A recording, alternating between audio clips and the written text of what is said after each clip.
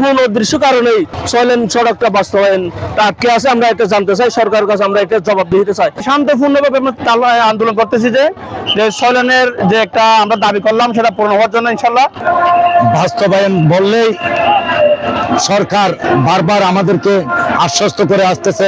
কোন উদ্দেশ্য কারণেই 6 লেন সড়কটা বাস্তবায়ন আটকে আছে, আমরা এটা জানতে চাই, সরকারের কাছে আমরা এটা জবাব দিতে চাই।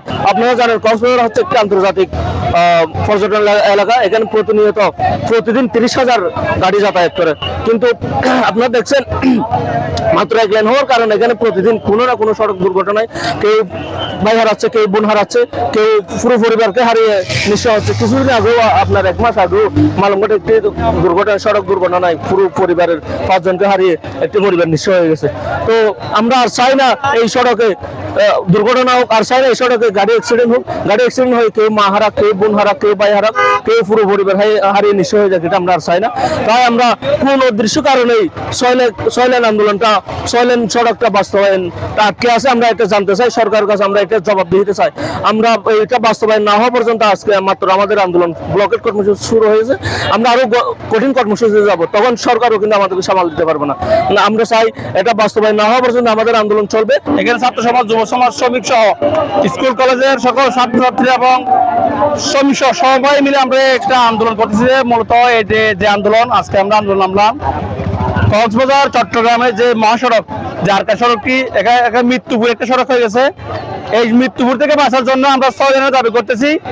এই মুহূর্তে আমরা খুব শান্তপূর্ণভাবে আন্দোলন করতেছি যে 6 লেনের যে একটা আমরা দাবি করলাম সেটা পূরণ হওয়ার জন্য ইনশাল্লাহ। এখানে আসছে ইউনূস সাহেব আসছেন, চৌকাতার ওসি আসছেন, এখানে এসপি সার্কেল সহ সবাই আসছে, এবং শ্রমিক ফেডারেশন সহ সবাই এখানে আসছে যে আমরা যে শান্তিপূর্ণভাবে যে একটা 6 লেনের সড়কের দাবিতে ইনশাল্লাহ আমরা আছি ছাত্র যুব সমাজ সব মিলে এখানে কাজ করার জন্য।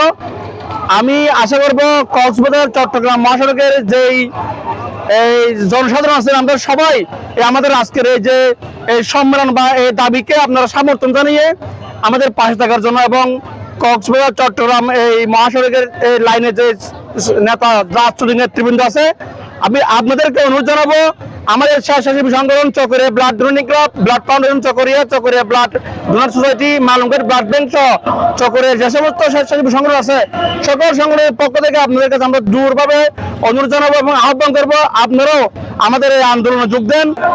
বাস্তবায়ন বললেই সরকার বারবার আমাদেরকে আশ্বস্ত করে আসতেছে।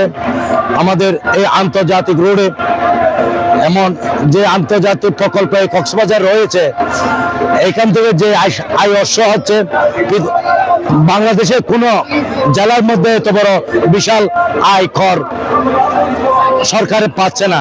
সেই সাপেক্ষ দীর্ঘদিন আশ্বাসের মাধ্যমে আমাদেরকে প্রতিশ্রুতি দিয়ে আসতেছে, কিন্তু কাজে পরিণত হচ্ছে না।